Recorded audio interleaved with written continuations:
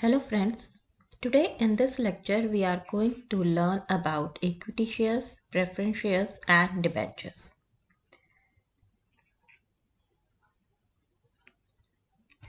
So before starting, what do you mean by equity shares, preference shares or debentures? Let's learn with a small story. This is a plane and we all have traveled in a plane. And if we talk about the plane, there are different categories of passengers. So these are my passengers for the story. And if you will see the type of passengers, we have normally the three categories of passengers that are there in a plane. So first category is economic class, second category is your first class, and the third category is your business class. That means maximum three categories will be there in any Airbus. It can happen that only one category is there, or two categories are there, or three categories are there in an Airbus.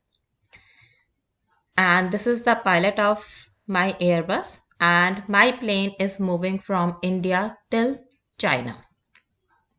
Now if I am going to see the sitting arrangement in the plane, this is my front side and this is my tail. Now if you will observe, the first seats are given to the first class passengers, and you will see that there are 4 seats over here that are being given to the first class. And once the seats are occupied by the first class, then comes to the business class, and you will see around 30 seats are there, 30 to 35 seats are there for the business class. And once the seats are occupied by the business class, next comes the economy class. And this complete plane is occupied by the economy class. And if you are going to observe that number of seats, it's above 300. That means the total sitting capacity of this plane is around 375. And in this plane, around 325 seats are being allocated for the economy class, and around 30-35 seats are allocated for the business class, and only 4 seats are being allocated for the first class.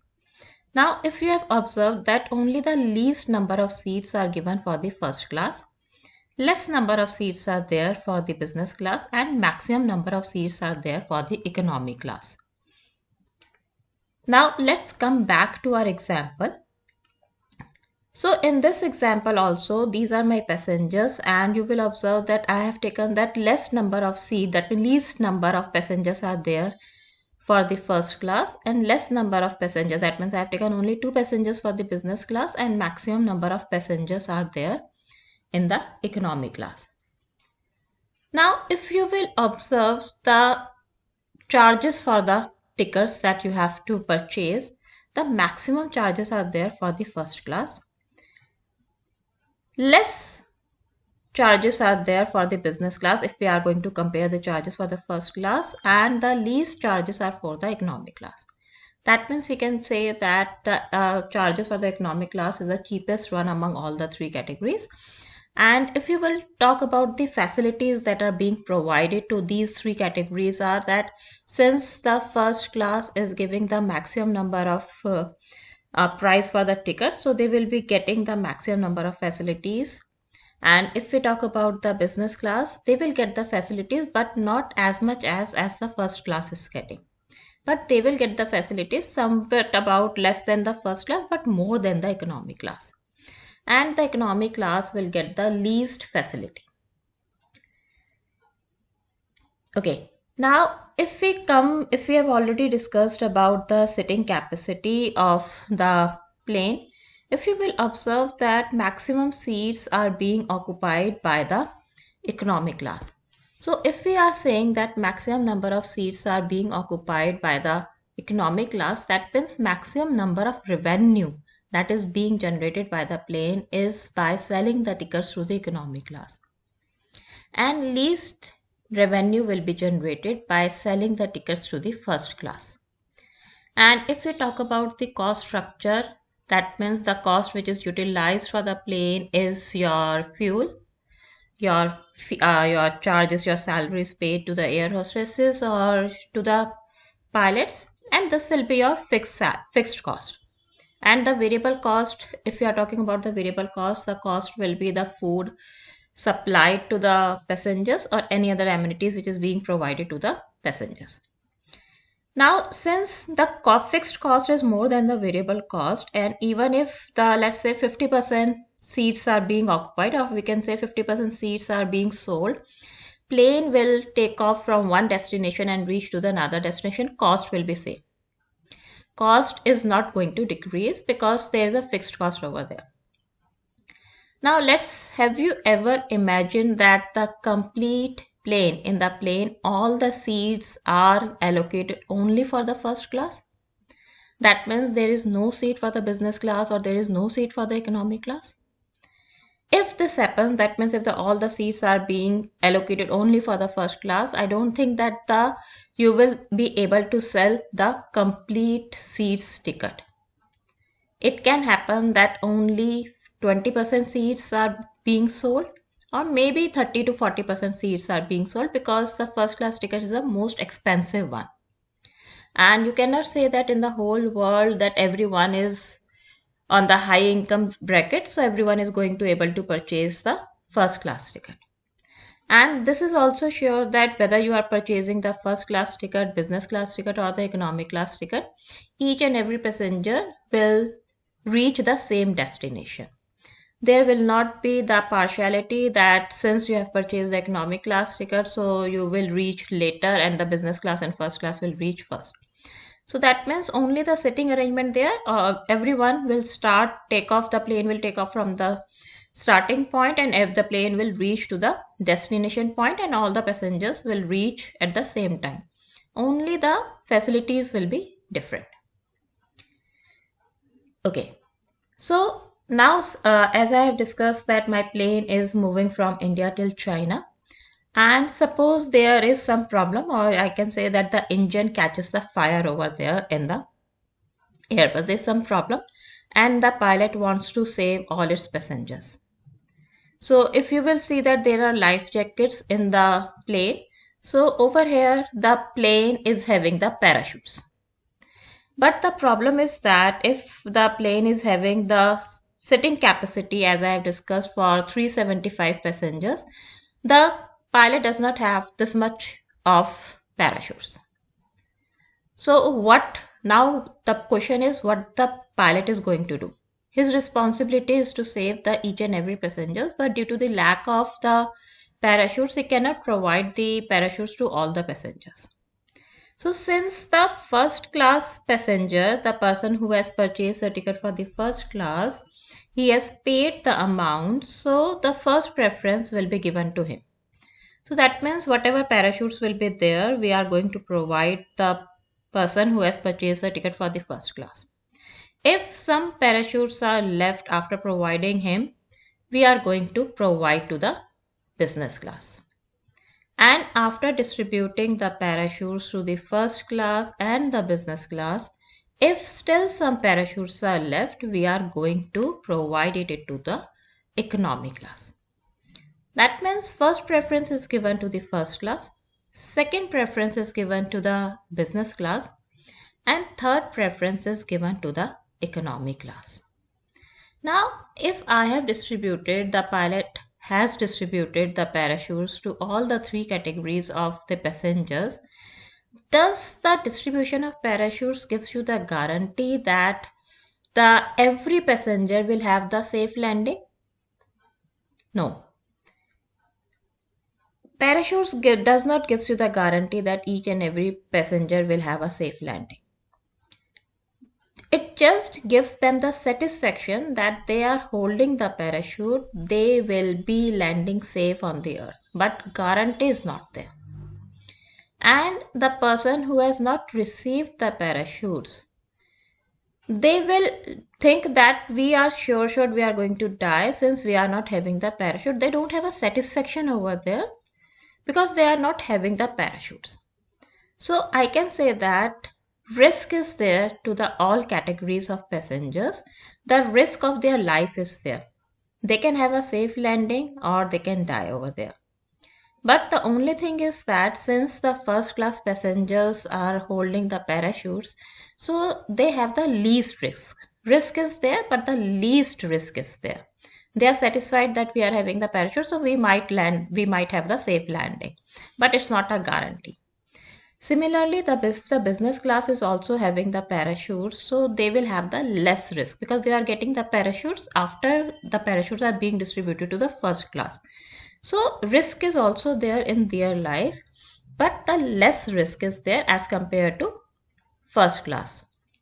Now, if we come to the economy class, they will have the more risk because since we are having the less number of parachutes, so it's not a guarantee that they will have a safe landing. So risk is there. But we are not saying that without having a parachute, the people will die. So least more risk will be there for their economic class. So what we have learned over there that since the parachutes are less, so the least risk is there for the first class, less risk is there for the business class, and the more risk is there for the economic class. But each and every class of passengers are having the risk because all the passengers are boarded in the same plane. If something happens to the plane, all their life is at risk. Now, I'm just twisting the thing over here. Now, I am supposing that my economic class passengers are treated as your equity shares and your business class passengers will be treated as your preference shareholders and your debentures are treated as your first class passengers. And this plane is a company in which these are the investors. These are the equity share investors, these are the preference share investors, and these are the debentures. That means the person who have purchased the debentures of this company. Since the company is existing or it's being listed in any stock exchange, and if something happens to the company, all the investors are at risk. But the only difference over here is that since the debentures are the first class holders, so they will have the least risk. Preference shares are the business class holders, so they will have the less risk. And equity shares are the economic class holders, so they will have the more risk. And as we have discussed about the sitting arrangement over there, you will observe that in a company there will be the more number of equity shares and less number of debentures or preference shares depending on the requirement of the company. As I have also discussed that whenever we are moving in a plane, or let's say if you are the owner of a Airbus and you have to put the sitting arrangement in your plane, you will never put all the seats to be the first class. You will have a combination of first class or economy class, or you will have the combination of your business class or economy class. You will never see any plane which is having any passenger plane which is having all the seats which are being allocated only to the first class. If such thing happens, that means the company is not going to survive in the near future because they will have a loss. Because they have borrowed everything from the debentures. And since the debenture holders are the first class ticket holders, so they are given the first preference maybe for giving the interest. So whenever the company has to pay the interest to these debenture holders, they will get the first preference over there. So whether the company is able to earn profit or not, they will get their own interest. And their interest will also be fixed. So since their interest is fixed, since their interest is fixed, their coupon rate is fixed, so I can say that there will be the least risk for them. And if we come out to the preference shares, they will also get the dividend, and the coupon rate for the dividend is also fixed. But as we have discussed in the case of parachute, the first preference will be given to the first class holders, and if something is left, we will be providing the parachutes to the business class. And same is the case with the dividend also. First of all, from the profit, the interest will be paid to the debenture holders, and after paying the interest to the debenture holders, we are going to pay the taxes to the government. And after paying the taxes to the government, if still some part of profit is left, then we are going to distribute that profit in the form of dividend to the preference shareholders. And if profit is not left during that particular year, they will get the dividend, but their dividend will be postponed to the next year. And the last preference will be given to the economic class. So similarly, I can say the last preference of the distribution of profit will be given to the equity shares.